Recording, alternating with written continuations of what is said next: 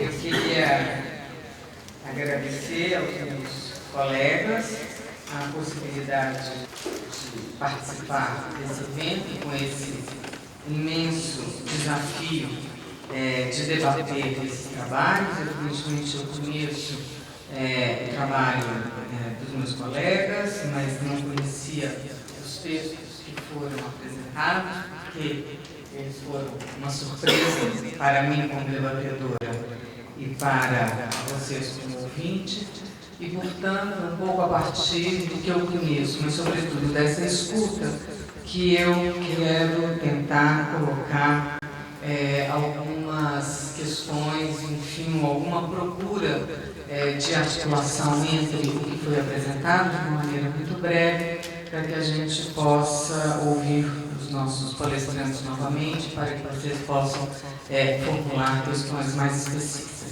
Portanto, eu queria destacar o que nessas falas talvez tenha me chamado mais a atenção.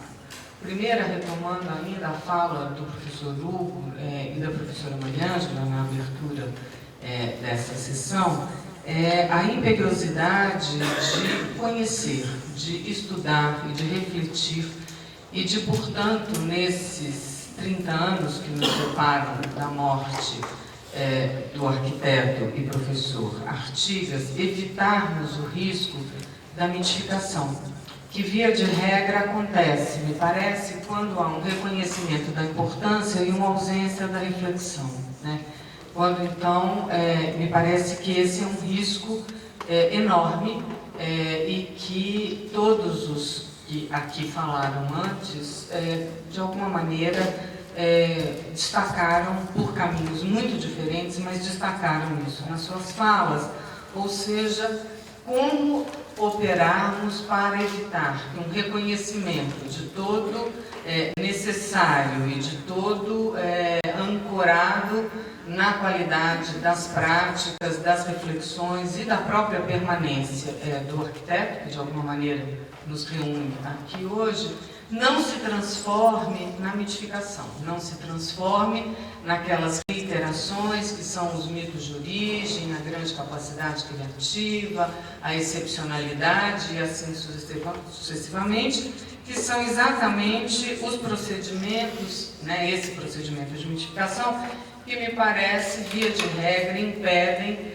o esforço da reflexão, que é o que, por caminhos bastante diferentes, o Miguel, a Ruth e o Ricamã, me parece, nos propuseram. Ou seja, temos um tema convergente, com caminhos de abordagem e de aproximação desse tema que são muito distintos. Mas, para além desse desafio, ou para além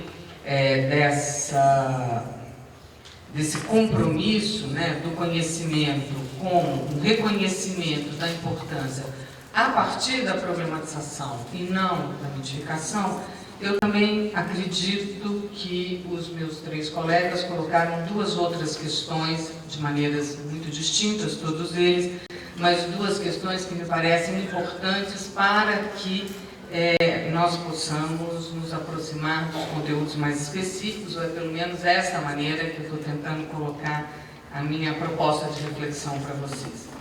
Uma é a necessidade de colocar em relação. Eu acho que talvez pôr em relação possa ser o mote ou a palavra de ordem que conduz mais fortemente o texto ou a apresentação do Miguel, mas me parece presente em todos os outros.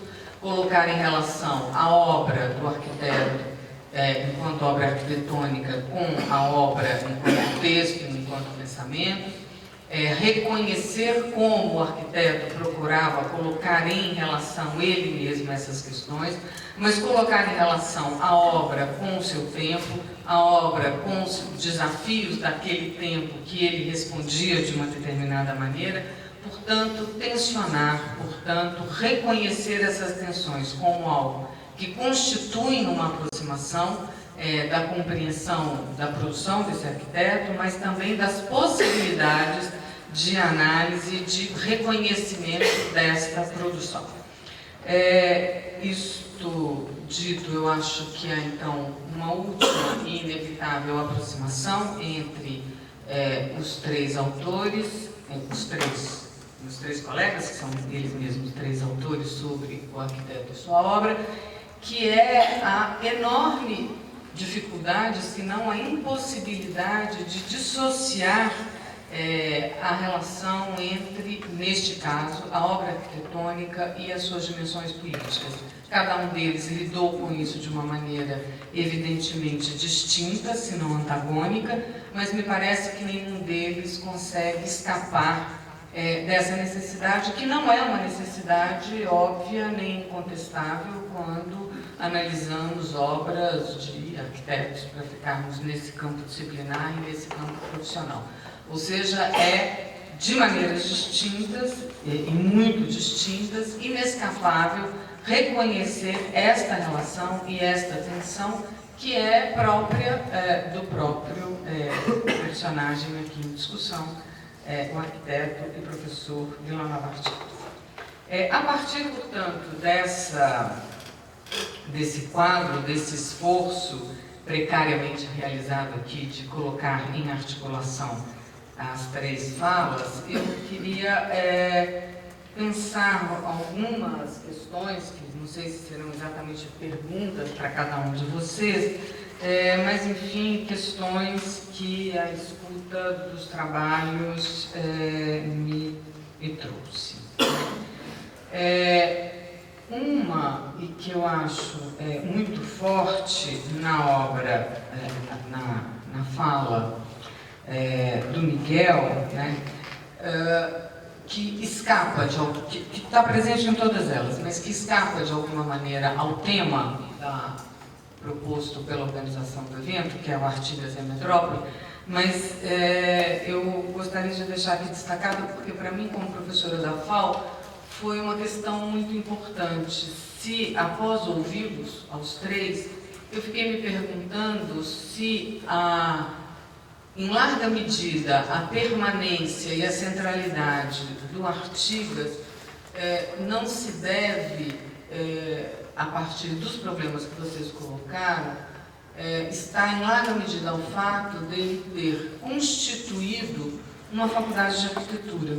E desta faculdade de arquitetura continuar operando, 30 anos depois, a partir dos preceitos, dos desafios quase míticos neste momento da existência desta faculdade, com os quais ele a estabeleceu.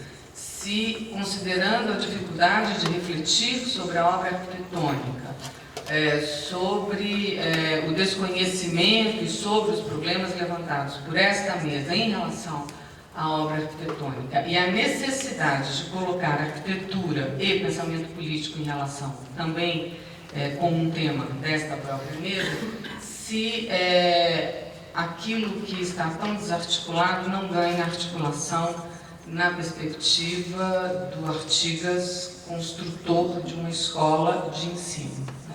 E menos no Artigas arquiteto, não que o Artigas arquiteto não seja importante, eu espero estar me fazendo clara a partir daquilo que eu entendo dos problemas colocados pela própria mesa.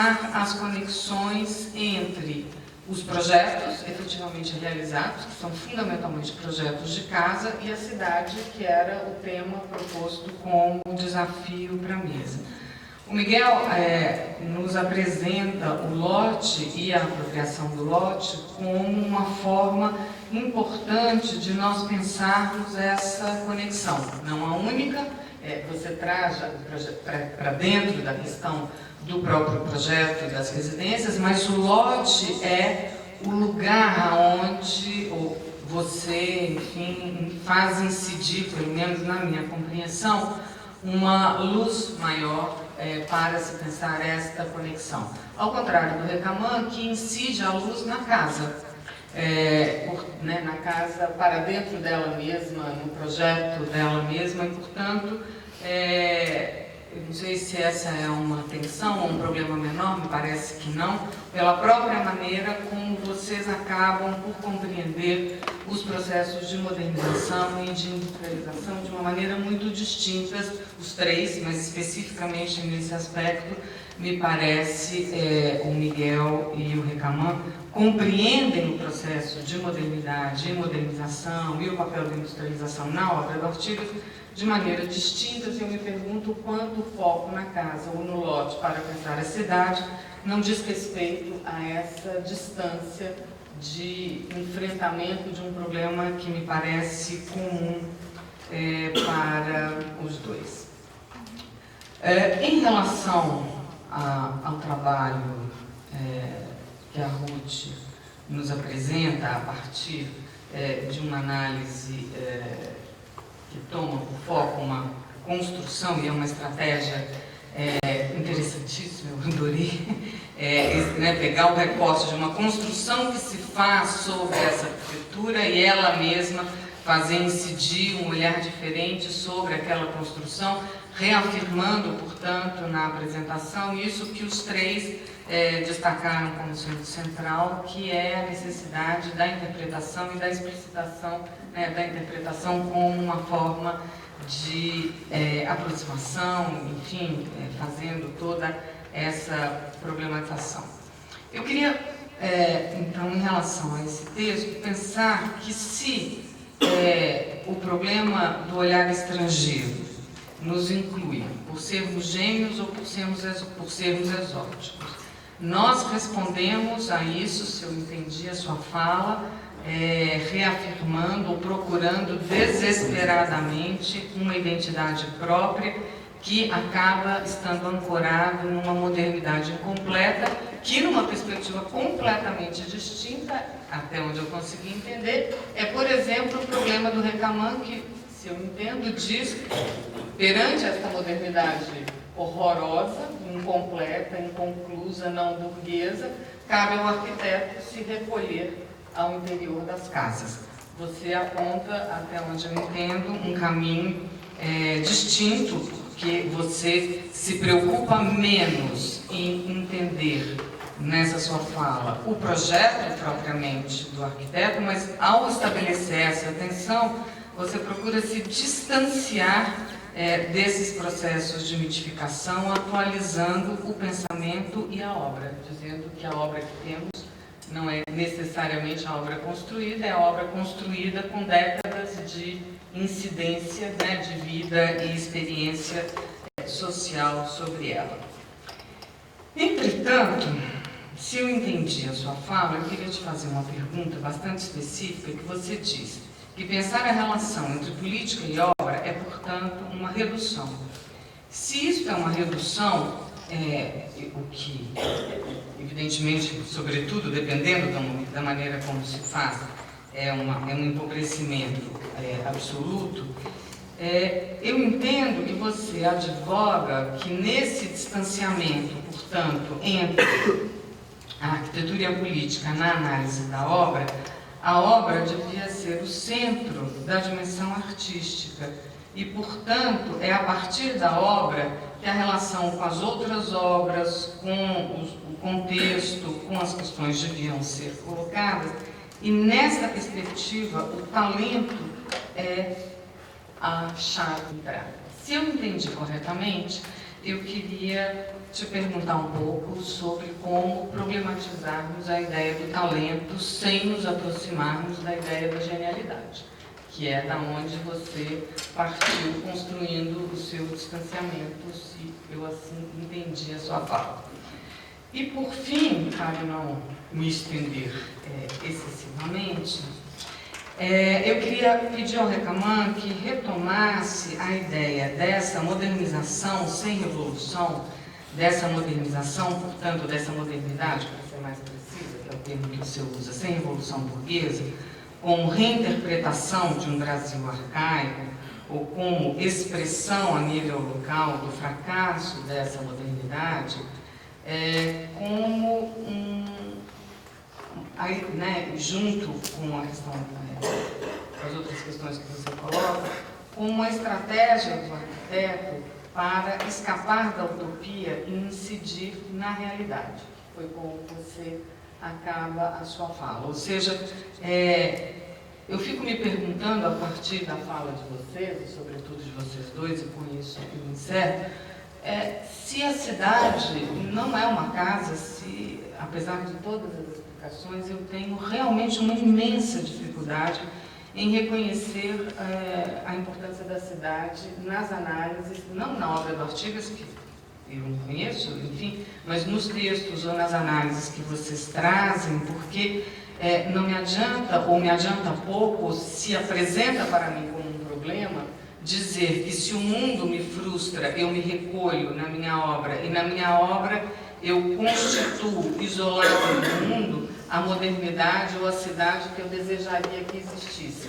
Na fala, os planos livres, a convivência, os trânsitos, os encontros, ou nas casas, de alguma maneira, as mesmas coisas. Quer dizer, então é a partir de uma negação radical da cidade que eu, no meu talento ou na minha capacidade criativa, vou inventar um espaço que não pretende transformar a cidade. E, portanto, eu tenho muitas dúvidas de como respondermos ao desafio que a mesa colocou a partir das falas de vocês, se talvez não estejamos pedindo da obra do arquiteto, não do pensamento do arquiteto, mais do que ela efetivamente é capaz de nos oferecer. Muito obrigada. Bom, tem um rol de questões, vamos tentar, na medida do possível, conversar sobre elas.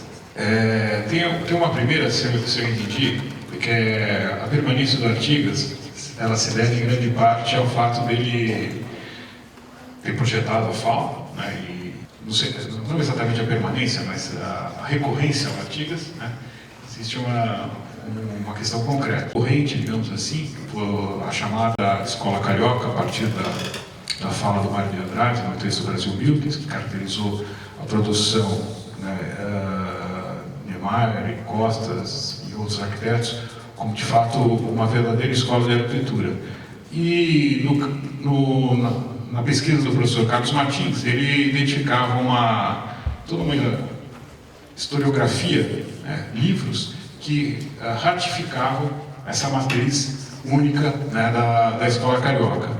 E boa parte das pesquisas ali realizadas, elas buscavam justamente mostrar outras personagens e outras linhagens da arquitetura moderna brasileira. Então, o professor Aguinaldo, hoje professor da FAO, pesquisou o Warchavchik, né? O título da dissertação dele, naquele momento, causou um certo impacto, né? Warchavchik, o introdutor da arquitetura moderna no Brasil, né? Ou seja, a arquitetura moderna não havia sido introduzida pelo Lúcio Costa, mas sim pelo Warchavchik. E outros colegas foram abordar outros arquitetos que, na nossa historiografia, haviam sido relegados ao segundo plano. Reno Leve, enfim, uma série de profissionais. No caso, eu busquei pensar o Artigas justamente porque era um arquiteto reconhecido, mas sempre com grande, posso dizer assim, um grande preconceito em relação às suas elaborações. Mas o que eu queria destacar é que eu acho que esse trabalho, que eu cito São Carlos, mas evidentemente que não é o único local onde essa revisão teve início, acho que um consórcio de vários pesquisadores também por todo o Brasil se dedicaram a essa revisão. Acredito que essa revisão, ela, ainda que iniciada, importante, ela esteja muito no início. E, portanto, nós ainda recorremos constantemente, né, aos mesmos arquitetos. Seja reconhecendo, seja expressando, né, uma hegemonia em Lúcio Costa e Niemeyer, seja secundarizando o Artigas, mas reconhecendo de qualquer maneira o Artigas. Junto com a professora Mônica, nós estamos concluímos uma pesquisa sobre o plano de ação do governo Carvalho Pinto, e assim, nós conseguimos identificar uma produção, né? Entregamos o relatório, exatamente. Uma produção entre 59 e 63, uma produção arquitetônica fantástica, de arquitetos que realmente, assim, foram esquecidos pela historiografia. esquecidos ou absolutamente secundarizados. O Salvador Candia tem obras desse plano de ação assim, que são espetaculares. João Clodomiro de Abreu, quem conhece esse cara, né? Esse arquiteto? Acho que aqui pouquíssimos. Né? Tem duas obras que, se nós colocarmos agora e falarmos que elas foram produzidas no ano passado, todos acreditarão. Né? De tão instigante, né, que é a produção desse arquiteto. O que eu quero dizer assim, é que acho, né, que nós temos um gradiente muito pequeno de referências. Né? O Artigas, ele é citado, ele é talvez ele não tem o reconhecimento internacional como a Ruth coloca, e talvez não tenha. Tem um problema, né? O que é a escola paulista, o que é a escola carioca, né? Nós temos um problema muito grande aqui no Brasil, né? Tudo tem que ser único, né? Tem que ser uma arquitetura moderna, né? Um time de futebol, um piloto, um prato. Se tem dois é um problema, né?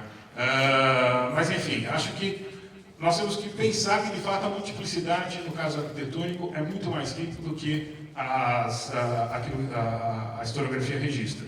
Mas pensar na multiplicidade significa pensar necessariamente também tudo em oposição. Né? Essas várias linguagens, elas se articulam em vários momentos também. Então, eu acho que nós estamos ainda num processo muito inicial, né, de levantamento, de entendimento da nossa produção arquitetônica. Não sei se eu respondi, mas acho que eu... Bom, com relação à questão da... Quando eu iniciei a pesquisa, eu entreguei o mestrado em 96,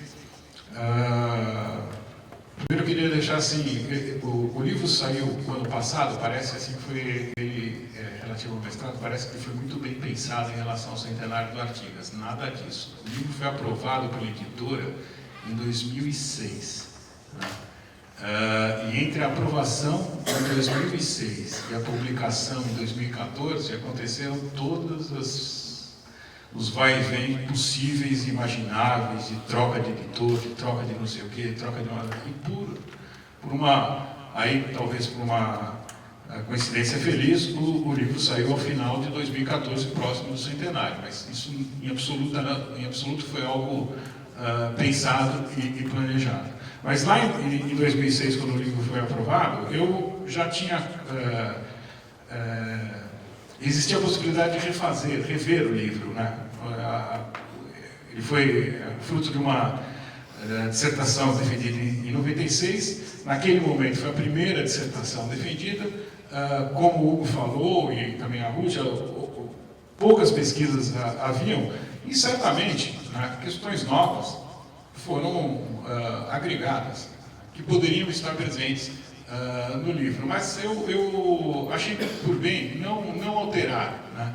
Teve uma outra questão que eu retrabalhei, mas não alterar em termos de significados e conteúdos o livro. Achei que, de fato, a contribuição seria importante, mesmo que ela eventualmente pudesse, e acho que é bom, criar, né, debates em torno de divergências ou diferenças de interpretações. Mas, de qualquer maneira, uma das questões que fundamentava o livro era justamente entender, inserir o Artigas não exclusivamente no quadro da arquitetura moderna brasileira, inserido também no quadro da arquitetura moderna brasileira, mas inserido no quadro da arquitetura moderna e da vanguarda internacional. E pensar o Artigas, as dificuldades que ele teve, e ele sempre teve, de relacionar a sua produção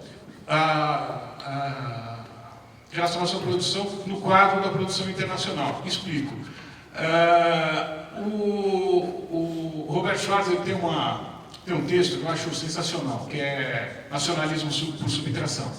Aquilo que nós, o tempo todo, temos que colocar as nossas ideias estritamente no campo nacional. Qualquer influência já é uma palavra que nós devemos evitar, qualquer interlocução, né, com movimentos internacionais, isso é obliterado. Então, acredito que o Artigas, né, por ter comungado, né, desse nacionalismo por subtração, ele criou uma armadilha para a própria interlocução da sua obra em termos internacionais e criou uma dificuldade na interpretação da sua obra.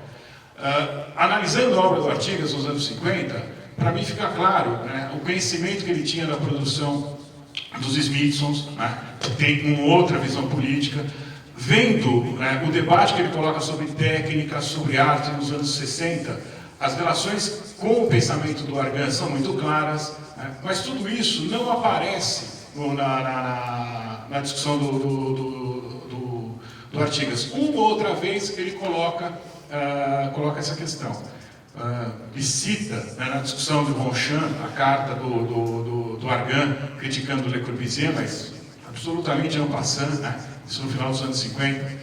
Enfim, toda a nossa discussão de arquitetura ela parece se dar no seguinte quadro.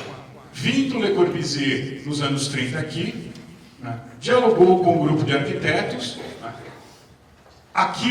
esse diálogo frutificou numa arquitetura excepcional e nunca mais tivemos necessidade de estabelecer interlocução, né, com a produção internacional. Então, acredito que a produção internacional nos coloca, a historiografia internacional nos coloca como um caso à margem, né, como o caso periférico. Mas também nós, de certa maneira, né, produzimos essa armadilha de nos colocarmos nesse âmbito periférico. Não nos remetendo, minimizando o tempo todo a interlocução internacional.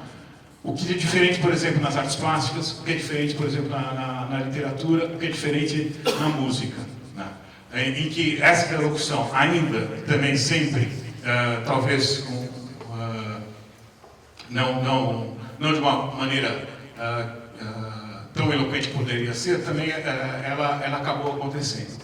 Bom, então, portanto, a discussão política ela acabou sendo algo muito forte. Né? Por quê? Porque o próprio Artigas ele remeteu durante muito tempo a sua produção à questão política.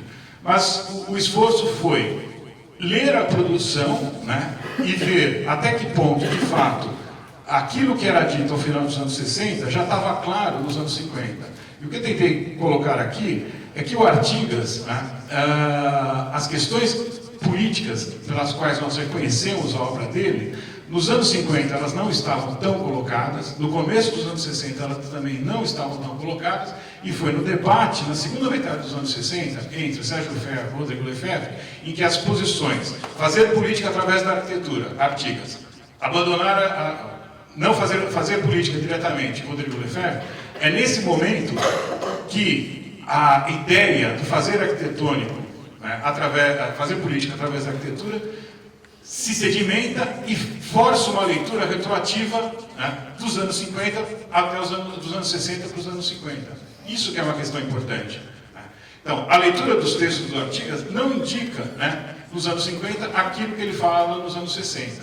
E o que eu mostro é que essa questão, pelo menos tentei mostrar aqui no texto, é que, por ser uma questão de momento, né, essa ganga política muito forte, mesmo já em 69, ainda no quadro, né, político tenso, né, que era o quadro do AI-5, o Artigas já oferecia, né, uma outra possibilidade de pensar a arquitetura extrapolando o próprio momento político, recorrendo a Heidegger, que pensa a interdição entre construir, habitar e pensar fora do âmbito exclusivo da modernidade, mas no âmbito daquilo que ele coloca como humanidade, né, daquilo que ele coloca como o processo dos homens, né, dos mortais, perdão, né, os mortais. E a necessidade dos mortais, o tempo todo, hoje, mas também antes e no futuro, de recolocar necessariamente, né, de desbloquear, né, a interdição entre o pensar, o habitar e o morar.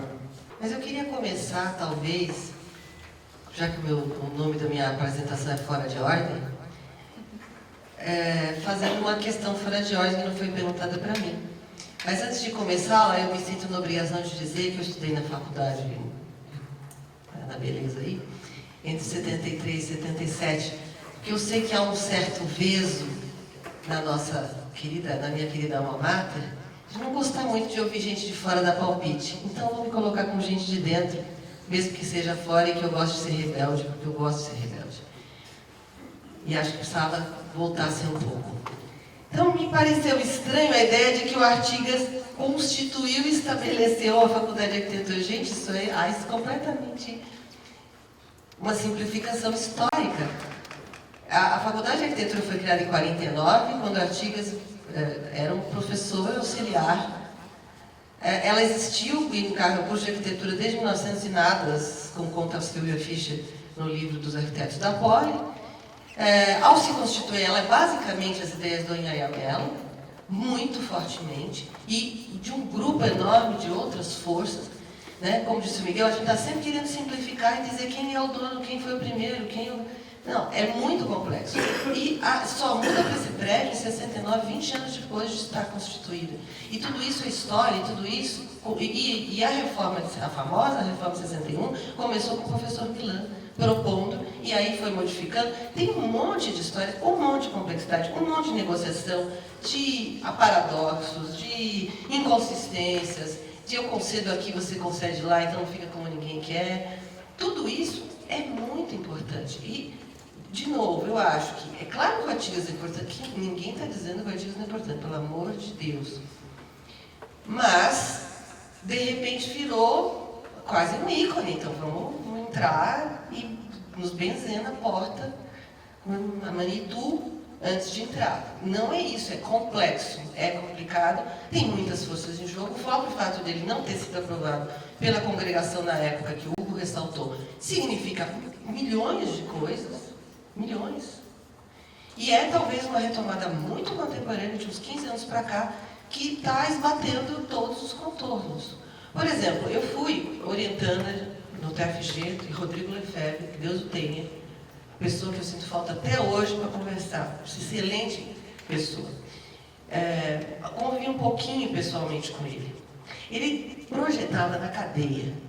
Levava um desenho para ele ia no banho, ou num tinha um mínimo de intimidade, fazia os desenhos, trazia, enfiava no corpo e entregava para os colegas para continuar o projeto que ele estava fazendo.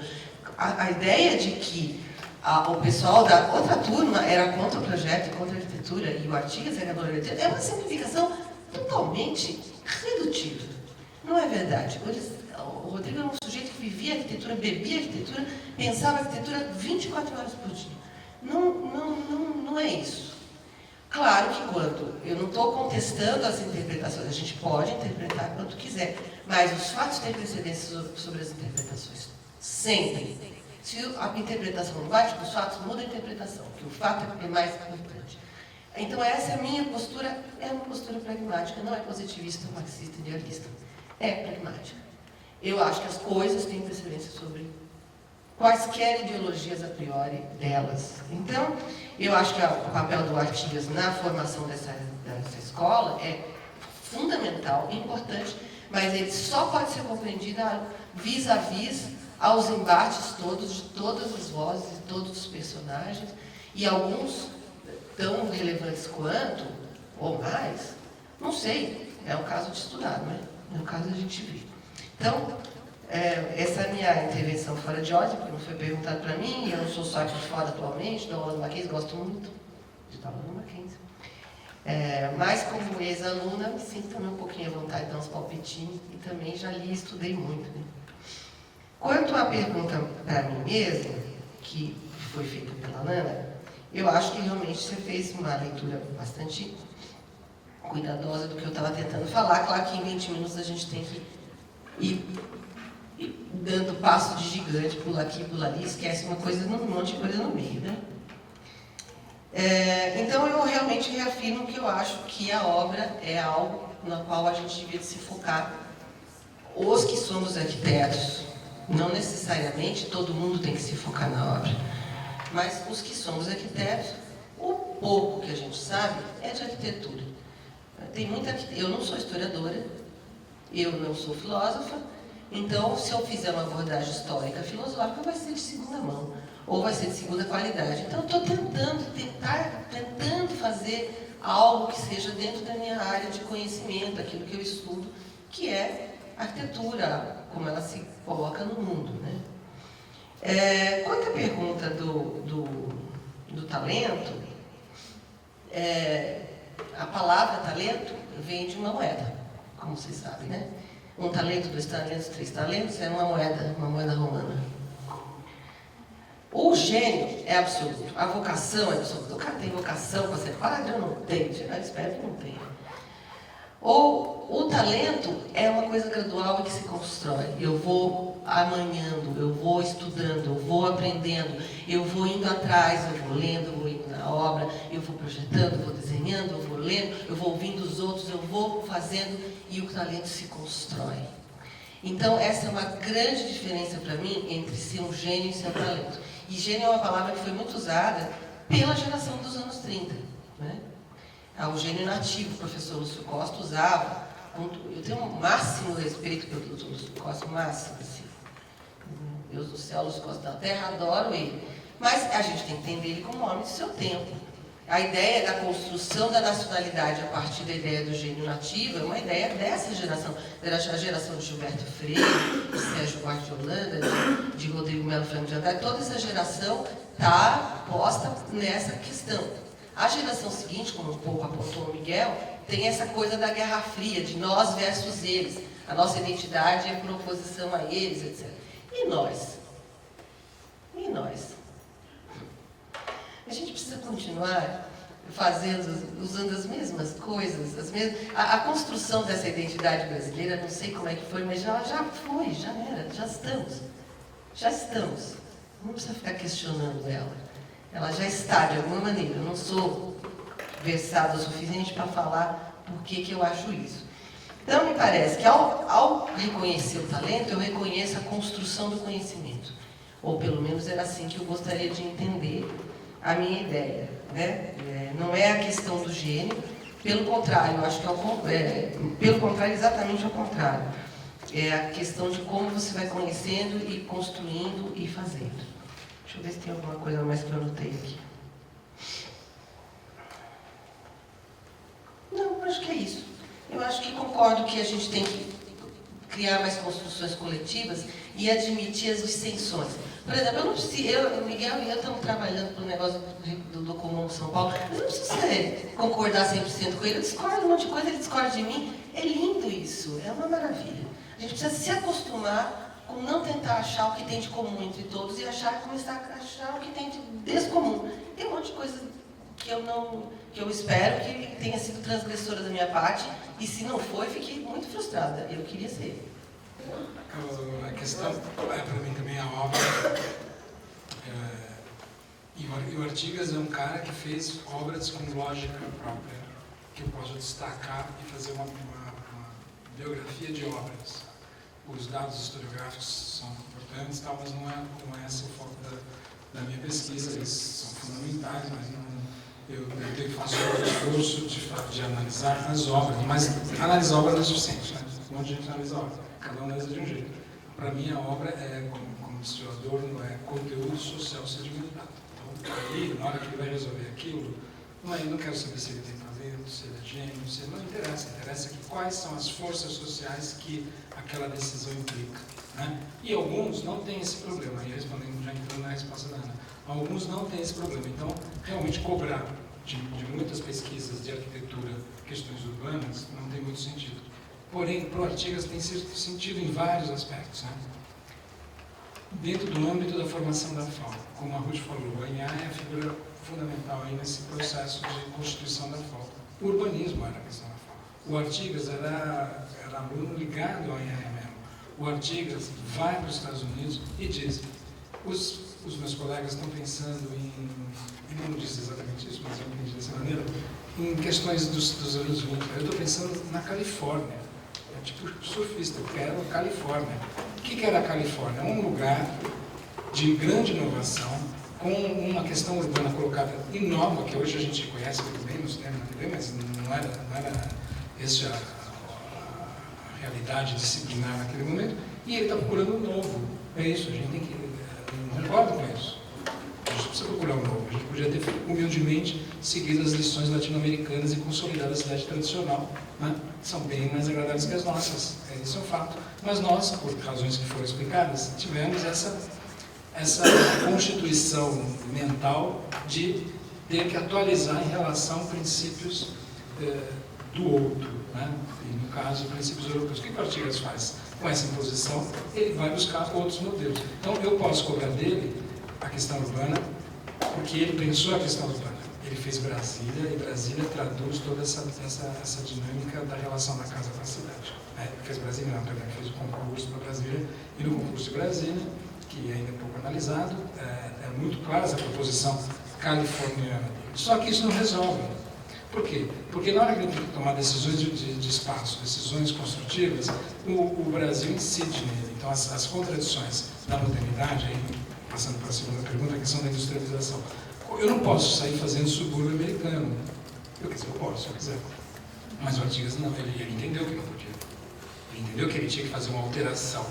Aquele espaço do subúrbio que você tinha, essa coisa da natureza, da comunidade, das casas sem divisão, abertas para o churrasco no fundo, no basquete, essas coisas todas, aqui não podia ser considerado. Então ele tem uma determinação, que é uma determinação urbanística, que é um modelo de suburbanização, e ao mesmo tempo completamente atinado com o processo de ocupação do território que é totalmente diferente na cidade de São Paulo. Então ele tem que resolver. Então a importância do Artigas não é o que ele resolveu, mas é como, a partir desse problema colocado, isso está na obra dele e ele coloca essa questão espacialmente, que não é politicamente. Ele não falou, ele falou também. Mas o que interessa é que ele fez espacialmente, ele fez uma equação. Se eu considero essa equação impossível, negativa e realizável, é outra questão, mas isso está na equação. Isso está. Essa impossibilidade urbana do modelo do novo na conjuntura subdesenvolvida brasileira, e quando eu falo subdesenvolvida eu não estou julgando, eu estou usando o termo do período, né, para a compreensão desse dilema no período, hoje a gente não usa mais, mas naquele momento isso era o termo, a modernidade no subdesenvolvimento, teoria da dependência, essa coisa toda. Então, como pensar o novo nessa conjuntura? É isso que ele fez. Deu certo? Não deu certo. Evidente que não deu certo, é só olhar as nossas cidades. As nossas cidades. Porém, o que não significa que esse paradigma espacial não tenha sido apropriado para a construção de outras possibilidades de ocupação do território que nós vemos que são bastante deletérias, por exemplo. Essa eu poderia designar como deletéria uma tradição que é inaugurada no Artigas, e não responsabilidade dele, que é uma leitura, uma apropriação da fortuna artística do Artigas, essa ideia de que construir casas basta. Né? Eu estou pensando nessa dificuldade da modernização brasileira de se constituir para além da unidade familiar. Essa é a questão. A sociologia não vem por acaso, vem por quê? Porque a tradição brasileira, já amplamente analisada, mostra as dificuldades de nós criarmos relações acima das relações familiares ou da autoridade ou do afeto. Não importa, vem junto, tá? A violência brasileira mostra isso, né? Tudo tem a mesma origem da proximidade. Sair espacialmente dessa conformação e adquirir uma conformação de cidade não é fácil. Não é fácil. A gente pode ver que são raríssimas as alternativas. Você tem a cidade tradicional, a cidade burguesa do século XIX, o espaço público, você tem a cidade moderna e você tem o subúrbio americano. A gente não tem grandes alternativas. Ter se colocado a tarefa de inventá-la é o que destaca a obra dele em relação aos outros. Agora, estou longe de dizer que a gente tem que usar o esquema que ele montou. Né? Por quê? Porque esse esquema tem a ver, como os professores disseram, com um determinado momento. Com um determinado momento. Né? Então é isso, a modernização incide na solução. Então, o que eu tentei dizer, e não disse suficientemente claro, é que a questão da metrópole, a questão da modernização e a questão da indústria, respondendo a Ana, entram negativamente no espaço proposto pelo arquiteto. Estão na equação? Estão, com valência negativa. Mas estão. Ele não está criando espaço moderno, Tucuru, né? Espaço Brasília, ele não está criando isso. Ele está criando uma coisa diferente, que a cidade de São Paulo exigiu que fosse pensada, né? Porque nós somos metrópole e nós conseguimos constituir metrópole com casas ricas e com casas pobres, ou casas uma em cima da outra, mas são casas. A gente não constitui morfologia coletiva, a gente não constitui espaço coletivo, tudo que é do léxico da cidade, no sentido social, né? Da tradição pré-moderna ou da tradição moderna, não foi realizado aqui, porque nós nos demos, historicamente, a tarefa de inventar esse espaço. O resultado de 2015 é que nós não conseguimos. Ou alguém tem dúvida de que as cidades brasileiras não tem morfologia, não tem nenhum tipo de ocupação idealizada do espaço e tal. E para encerrar, eu também não estou preocupado com as cidades. Eu estou preocupado quando eu vou pegar um ônibus, mas agora, nesse momento, estou preocupado com a imagem da arquitetura, com a possibilidade espacial da cidade a partir da disciplina arquitetônica. Porque o urbanismo é muita coisa, eu não dou conta. A realidade é muita coisa, eu não dou conta. Eu estou tentando dar conta de como esquemas arquitetônicos pensam a questão urbana. É isso. Arquitetônicos, não estou preocupado com o urbanismo. O urbanismo tem outra tradição, tem outros instrumentos, pensa de outra forma, que às vezes se coaduna, às vezes não. Mas eu estou preocupado com a questão da disciplina arquitetônica e não no sentido da subtração, nós não fizemos isso, não fizemos aquilo. Por quê? Primeiro, que nós não fizemos e o mundo vai mal obrigado nesse aspecto, né? A gente está vendo as pessoas se jogando ao mar, né? Isso é uma questão urbana, uma questão da sociedade urbana, da fé. As pessoas estão se lançando ao mar em busca dessa tal cidade moderna do mundo civilizado.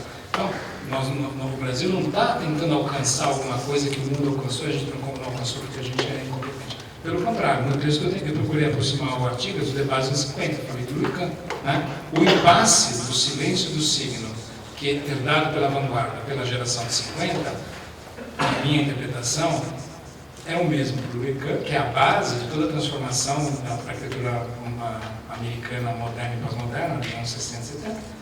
É o mesmo dilema que o Artigas aqui no trópico, no sul do Equador, também enfrentava. Como dar sentido ao signo esvaziado de conteúdo pela vanguarda? Essa é a questão.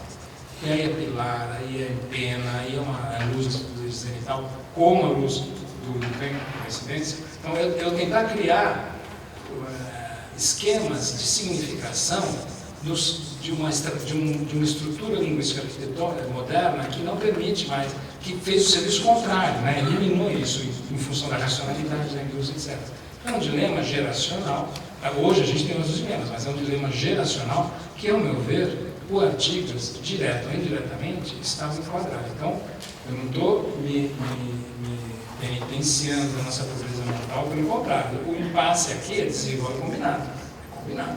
Né? O subúrbio hoje é um problema gravíssimo nos Estados Unidos. Né? Gravíssimo. A gente não sabe como resolver a irracionalidade da ocupação do subúrbio. Nós ficamos com esse modelo inacabado. Nós temos subúrbios e nós não temos cidade, nem metrópole, né? No sentido dos imediatos. Eu vou tentar fazer rapidamente. Então, acho que muito pelo percurso que a Ana passou, que eu achei muito interessante começar pela ideia da não mitificação, né, das formulações do Artigas, desde o pensamento à obra, fazer 3 perguntas muito rápidas. Primeiro, para o Miguel, ele citou o Schwartz, né? E eu acho que o Schwartz é uma das pessoas que aponta o recuo da arquitetura no momento justamente em que ela poderia enfrentar, né, aquilo que as artes enfrentaram, a música, o teatro e tal, que foi justamente o endurecimento, né, do regime político brasileiro e tal. E quando a arquitetura deixa de enfrentar isso, recua e estabelece um discurso aparentemente cômodo, né, frente a isso, quando se isola na casa burguesa. Né? Então, eu queria entender um pouco por que da reiteração desse discurso de época e não trazer isso para uma conversa que atualize esse momento. Né? Para Ruth, eu queria entender um pouco essa ideia, um pouco da autonomia do ator, mas pensando um pouco que herança para a disciplina, né? Esse enfrentamento que se deu desta maneira, né? Na hora que o mundo real é enfrentado, qual herança para a disciplina hoje? Né? Além dos resultados na cidade, que você de alguma maneira já apontou. Eu vou desviar um pouquinho do assunto. O Recamai falou de como o Artigas, na década de 50, estava tentando dar significado ao signo esvaziado pelas vanguardas de 30. Da mesma forma como o Lucan e o pessoal que veio da Europa para os Estados Unidos, de algum modo, também tinha encontrado uma realidade diferente daquela que é fundada a modernidade, das vanguardas modernas. Recentemente eu li na Oppositions alguns, pelo que eu entendi, na Opposition Readers, estudando sobre Eisenman, como os arquitetos daquele período, década de 60 e 70, estavam, de algum modo, tentando dar significado à arquitetura que tinha perdido o seu, talvez a sua função social, será que o arquiteto, desde esse período, não é um profissional que, na verdade, tenta dar significado e dar razão à produção que talvez ninguém mais, além deles mesmos, se importam? O arquiteto é alguém que está o tempo inteiro tentando justificar a sua própria disciplina, o seu próprio campo. Professor, aqui alguém vai lembrar. Tem um texto do Artigas, publicado na Acrópole, que eu não lembro do título exato, mas era algo como Liberdade para a Odileia ou algo assim, que falava sobre a Odileia toscana. E eu acho esse texto muito significativo. O fato de que eu estou advogando que a gente olhe em primeiro lugar a obra não significa que eu sou cega e ignorante aos autores, ao seu tempo, à sua história, às suas questões políticas. Muito pelo contrário. Ou a gente tenta saber um pouco de tudo, ou a gente vai sempre se limitar demais. Mas eu gosto de dar um enfoque naquilo que eu quero trabalhar. Como disse o Luiz, não estou interessada nisso, não estou interessada nisso, estou interessada naquilo. Tudo é ótimo porque, de muito, como diz os caipiras, né, muito mourão junto não faz boa cerca. Tem por aqui, outro ali, outro lá, e a gente vai pegando o campo, não é mesmo? Então, nesse texto do Artigas, se eu me serve mal a memória, ele está justamente falando que a liberdade artística, advogando para a Odileia uma liberdade artística, ou seja, contrária às então patrulhas ideológicas que achavam que a obra dela não era suficientemente esquerdica, sei lá que nome que eu poderia dar para fazer uma brincadeira, não era suficientemente engajada, era uma obra estética, era uma obra menos engajada, menos isso, menos aquilo, e o argumento dele, olha, a liberdade artística não pode ter limites, não pode, não interessa. E quando naquele texto lá do Artigas, que ele fala sobre o Moduló e sobre o imperialismo, a arquitetura e imperialismo, o final do texto é assim, bom, todas essas, e em outras discussões que ele teve muitos anos depois sobre esse texto, com a Araci Amaral, ele vai dizer o seguinte, olha, evidentemente todas essas pessoas, Mies, Corbu, a gente estava fazendo uma crítica ideológica e política, mas a contribuição deles para a arquitetura é uma contribuição universal, é uma contribuição para a cultura humana, independente de quem é esse senhor ou quem deixa de ser, vou dizer nesses tempos, eu estou me lembrando de memória.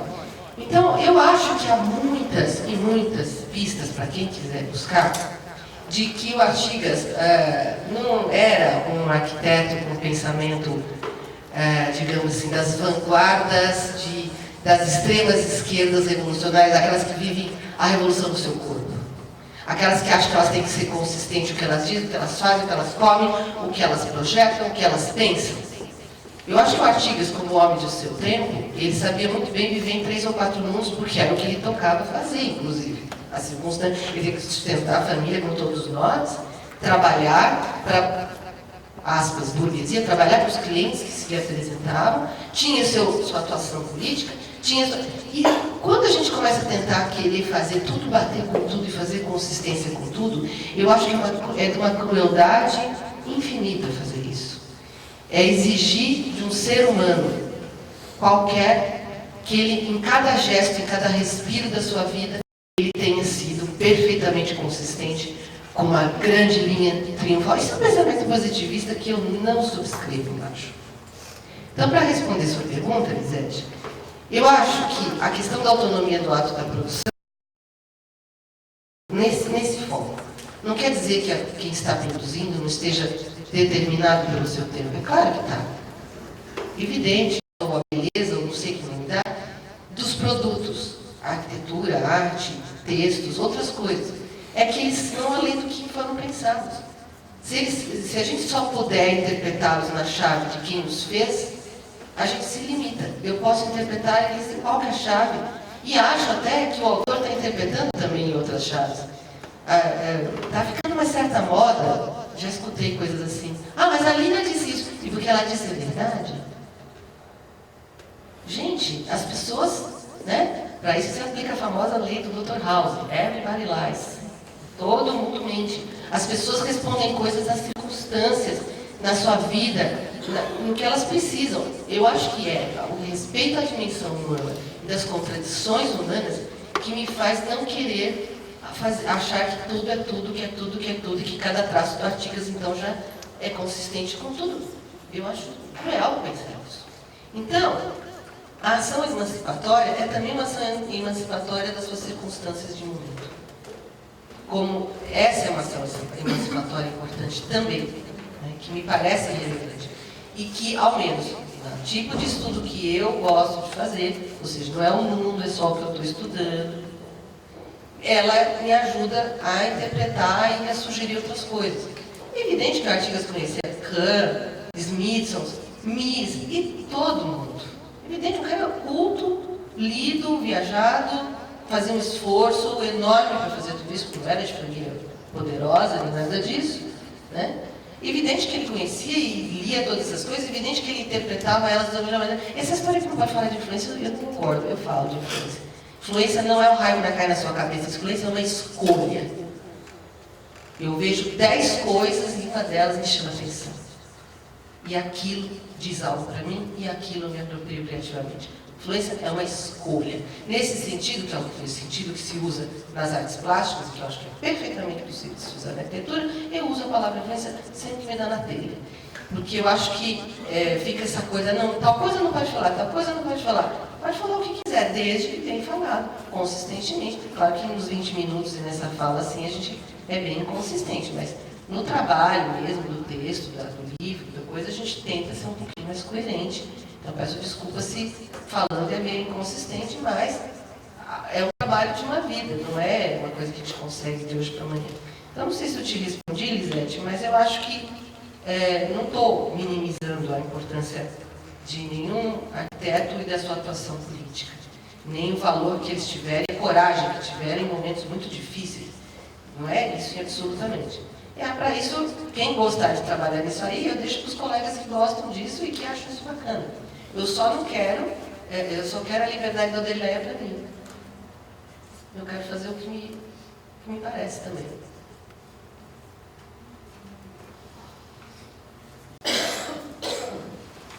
Bom, é difícil, né, responder, porque a arquitetura ficou confinada, né, e não conseguiu, de alguma maneira, estabelecer uma interlocução, né, num plano maior, num plano não necessariamente maior, mas num plano internacional, com outras formulações. Eu acho que uma pista, né, eu acho que está na formulação do Schwartz, né, quando ele fala nacionalismo e concentração, esse projeto nacional, que foi muito impactante na intelectualidade brasileira, muito impactante entre os arquitetos, né?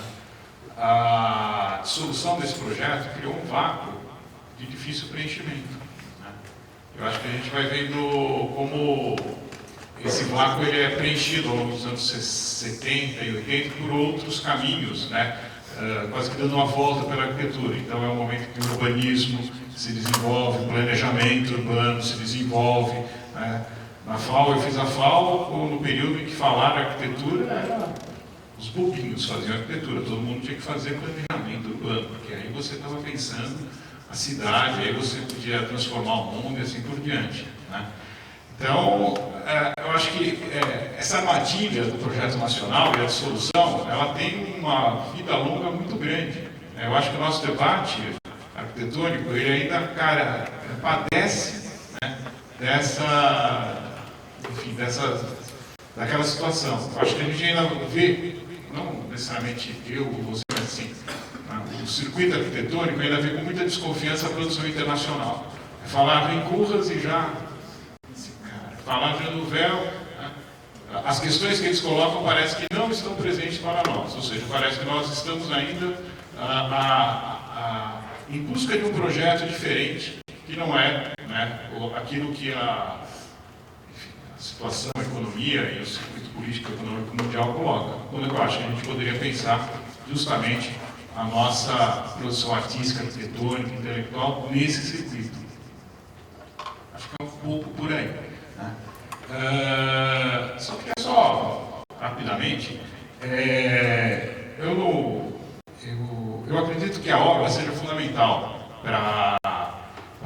fizemos uma análise. Mas tem o texto do Antônio Cândido, que ele coloca que o que ele busca ao analisar a obra é analisar a obra na sua particularidade, é justamente compreender o todo em que ela se insere, né? Ou seja, a própria realidade. O que ele coloca é que é na leitura da obra que nós podemos perceber, inclusive, a realidade. Então, o que acho que é uma tarefa nossa é justamente conectar dois campos que parecem o tempo todo estar distantes ou dissociados. Uma análise fenomenológica da arquitetura ou das artes plásticas, né, com uma análise social e política. Eu acho que a gente tem a ganhar nessa visão de conjunto, eu acho que a gente não tem a perder. Eu acho que essa visão é uma visão muito importante para nós.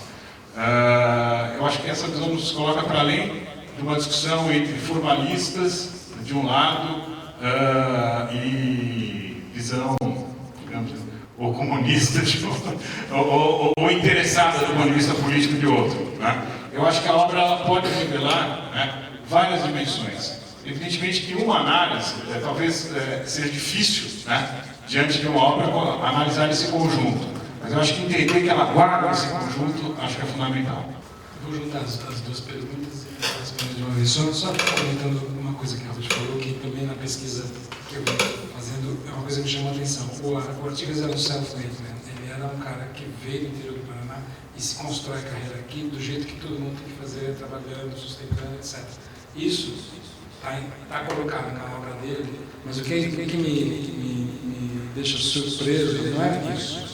É o fato dele, nessa circunstância, ter se proposto uma coisa, vamos dizer, do ponto de vista profissional, intelectual, ter se colocado uma coisa muito além desse universo do qual ele tinha total contato. Né? Ele é construtor, ele fez projetos, muitos projetos de edifícios em São Paulo, que não contam aí na história da arquitetura, etc. Mas o mistério é como ele, de repente, se coloca a questão que ele se colocou, pelo menos na obra, e pessoalmente também nos textos. É bem interessante, do ponto de vista de quem estuda o personagem, né? No meu caso. Agora questões para hoje.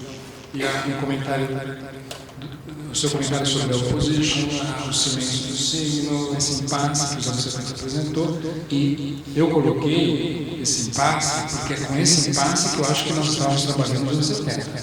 Né? Mas eu não estou repondo ele hoje de jeito nenhum. Não porque o mundo esteja uma maravilha, mas eu acho que todo esse percurso que ocorreu da pós-vanguarda, das experiências historicistas, da pós-modernidade, tudo isso, nós temos um momento completamente posterior a isso. Né? Nós temos que trabalhar com outras questões. E essas questões, no mundo globalizado, se unificam. Né? Então, o que fazer com os signos baseados na arquitetura? É esquecer. Né? Nós temos outras dimensões do espaço que devem ser trabalhadas. Então, modestamente, eu proponho que a gente inverta essa questão da arquitetura em relação à cidade e da cidade em relação à arquitetura, do ponto de vista arquitetônico. Então, o vetor, em vez de ser do edifício para criar o mundo, é o mundo que existe, uma aceitação crítica da realidade urbana, porque a gente não pode, a arquitetura não pode emancipar nada, mas a arquitetura, segundo o urbanismo, segundo o ela é um espaço da emancipação. É na cidade que as coisas acontecem, não é no subúrbio que as coisas acontecem, é na cidade. Então, não precisa fazer, nós não temos que emancipar ninguém, eu acho que isso é um sobrecargo insuportável para a arquitetura e para a arquitetura brasileira principalmente. É só emancipar a sociedade? Não, nós temos simplesmente que enfatizar, criar livremente, com bastante diversidade, um lugar onde essa possibilidade ocorre sempre, que é a cidade. Então, o signo da arquitetura como signo morreu, né? Morreu. Tchau. O que interessa agora é um novo paradigma espacial. É um novo paradigma espacial. E esse paradigma espacial tem que ser composto com vetores de fora para dentro, do espaço exterior para o espaço interior. Então, a arquitetura como resultante de uma dinâmica, de uma realidade urbana que existe, pode desaparecer. Ela pode desaparecer. E no Brasil, esse paradigma tem que ser pensado imediatamente, não a partir do historicismo, da cidade, da piazza, nada disso, a partir da cidade, do subúrbio, do nosso subúrbio, da periferia, da precariedade infraestrutural. É a partir daí que a gente tem que pensar esse novo paradigma espacial. Mas ele tem um vetor claramente, que eu advogo, oposto a esse vetor que a gente está trabalhando, porque eles historicamente se esgotam. Bom, então eu vou encerrar agradecendo a presença de todos, as palestras estão instigantes e as duas, né? Retoma aqui neste mesmo auditório. Muito obrigada.